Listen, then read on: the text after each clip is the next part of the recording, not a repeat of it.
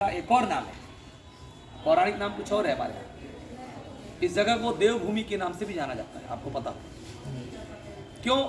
क्योंकि पूरे भारत में हमारा उत्तराखंड एक राज्य ऐसा है जिसको एक अलग दर्जा दिया गया है। किस चीज़ के लिए?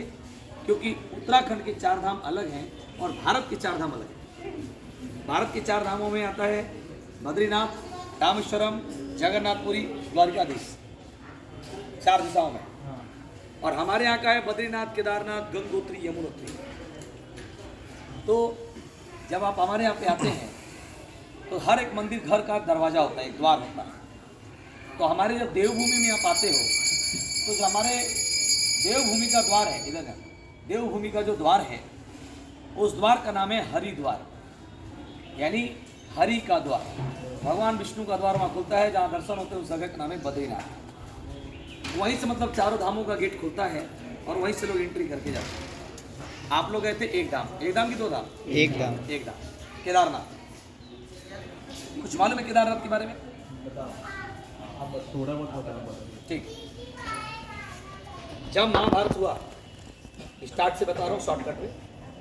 महाभारत काल में यानी द्वापर युग में पांडव कौरव का जब युद्ध खत्म हो गया तो पांडव ने भगवान श्री कृष्ण से पूछा कि हमने बहुत पाप कर दिए, क्योंकि उन्होंने किसी और को नहीं मारा था, खुद के अपने सगे संबंधियों को मारा था, भाई भतीजा गुरु ताऊ सबका हत्या किया। तो कई प्रकार के उनको दोष लगे। तो इन दोषों से मुक्त होने के लिए उन्होंने जब भगवान श्री कृष्ण से पूछा कि इस पाप से मुक्ति कैसे मिलेगी, तो उन्होंने बोला कि मेरे पास इसका कोई हल नहीं है, मतलब तरीका नहीं है, आइडिया नहीं है। आप एक काम करिए, जाके भगवान शिव से पूछिए, वो आपको इसका उपाय बताएंगे। तो उस टाइम भगवान शिव केदारनाथ में नहीं थे, काशी विश्वनाथ में थे। काशी विश्वनाथ में थे महाराज उत्तर प्रदेश में, वाराणसी। तो उनके कहे अनुसार वो लोग वहाँ जाते हैं। जब भगवान शिव को पता चलता है कि पांडव आ रहे हैं तो वो वहाँ से चल देते हैं। किधर? कैलाश, अपने निवास स्थान। देखिए भगवान इतनी आसानी से नहीं मिलते, बहुत कुछ झेलना पड़ता है, अब बहुत परीक्षाओं को क्रॉस करना पड़ता है, पार करना पड़ता है, तब भगवान देते। आपको मिले नहीं मिले, आप भी आते हो, महाराष्ट्र से जब चलते हो हरिद्वार तक मामला ठीक रहता है, लेकिन जैसे हरिद्वार में बसों में गाड़ियों में बैठ के जब आप ऊपर पहाड़ों की तरफ बढ़ते हो तो जान जोखिम में लेकर ही आदमी यात्रा पे करता है। क्योंकि कब बस खाई में गिर जाए, कब लैंडस्लाइड हो जाए, कब पत्थर गिर जाए, किसी को कुछ भी आइडिया नहीं।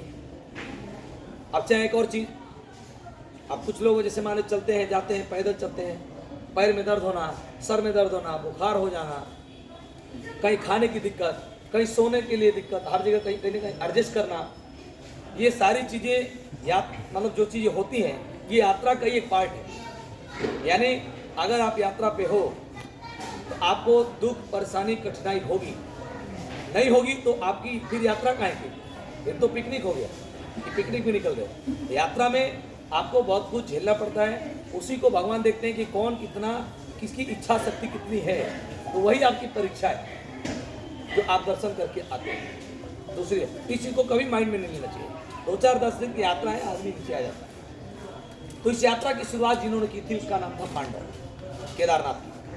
बोलते कि पांडव भगवान शिव का पीछा करते समय हरिद्वार, ऋषिकेश, देवप्रयाग, रुद्रप्रयाग, आप भी ऐसे गए होंगे। तो जब हरिद्वार से आप निकले तो पहला नाइट स्टे कहाँ किए थे आपको कुछ आइडिया है? हरिद्वार नहीं, हरिद्वार से ऊपर गुप्त काशी। उस जगह का नाम गुप्त काशी ही क्यों है?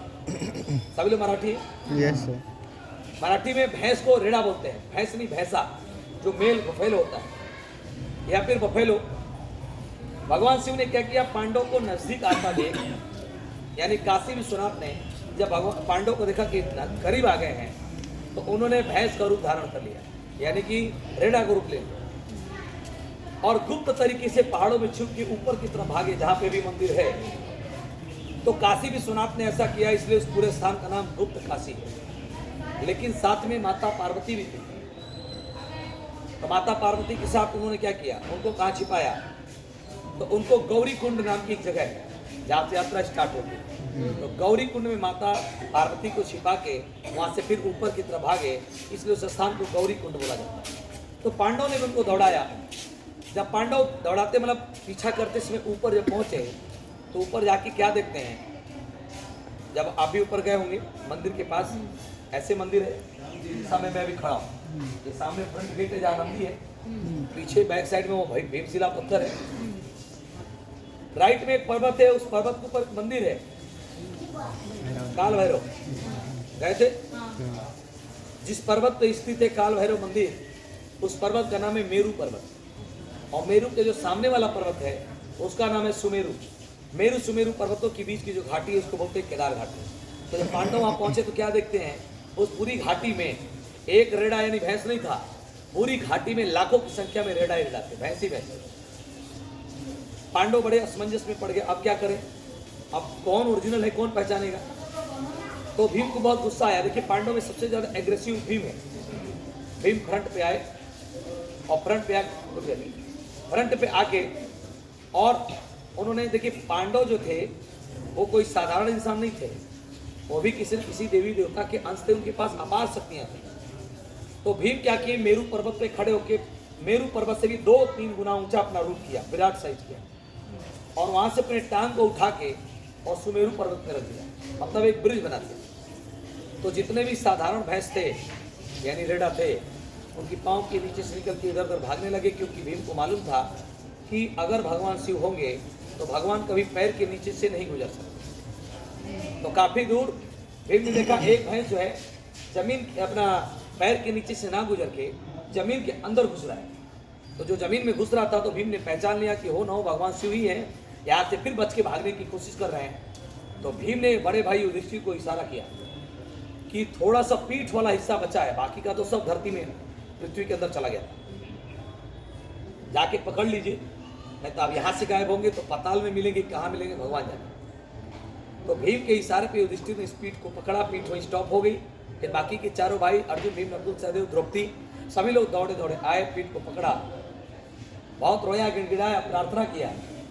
तब भगवान शिव अपने असली रूप में आए। उनको भी लगा कि भाई अब तो आइडेंटिफाई हो चुका हूँ, पहचान में आ गया हूँ। तब भगवान शिव ने पांडव को दर्शन दिया और फिर पांडव को मोक्ष का मार्ग बताया। पांडव को मोक्ष केदारनाथ में नहीं मिला, फिर पांडव को मार्ग बताया। वो मार्ग बद्रीनाथ होते हुए जाता है। उस स्थान का नाम है स्वर्गारोहिणी, जहाँ पे पांडव स्वर्ग की यात्रा पे निकले थे। नाम सुना है कि नहीं कभी? हाँ। स्वर्गारोहिणी का मतलब होता है, स्वर्गा मतलब स्वर्ग यानी हेवन, और रोहिणी का मतलब होता है रास्ता, यानी स्वर्ग में जाने का रास्ता। आज तक उस जगह पे शरीर के साथ, मतलब बोला मरने की बात नहीं कह रहा, तो शरीर के साथ उस जगह पे सजीव धर्मराज युधिष्ठिर के अलावा पूरी पृथ्वी पे कोई नहीं पहुंचा है। उनके खुद के चारों भाई और इतना ये द्रौपदी रास्ते में गिर के मर के खत्म हो गए। वहीं पांडव का अंत हुआ, वहीं मोक्ष मिला। सिर्फ युधिष्ठिर ही जीते जी स्वर्ग गए थे। उनको भी कुछ प्रॉब्लम फेस करने पड़े थे लास्ट में जाके, ठीक है। इस चीज को डिटेल में जानना होगा तो मैं आपको एक नाम बता रहा हूँ। कौन है? Just one. स्वर्ग नहीं, स्वर्गारोहिणी, स्वर्गारोहिणी है। तो आप लोग YouTube पे जाके सिर्फ इतना बोलेंगे स्वर्गारोहिणी यात्रा, जो वीडियो 1 घंटा 1 मिनट 42 सेकंड की होगी उसी को ओपन करना है। तीसरी यानी गुलशन कुमार प्रस्तुति की एक एक चीज़ को हेलीकॉप्टर से शूट किया गया है। जब घर पे तसल्ली से आराम से कहीं बैठिएगा, बहुत अच्छी, मतलब ऐसी ऐसी जानकारी मिलेगी आपको, आपने सोचा भी नहीं होगा। एक से एक चीज़ देखने को मिलता है उस वीडियो में। देखा वही जो 1 घंटा ग्रुप में डालना। हाँ, अरे पहले ग्लेशियर वाले फोटो दिखा, उसी को ओपन कर। नहीं दिखाई दे रही, वो नहीं।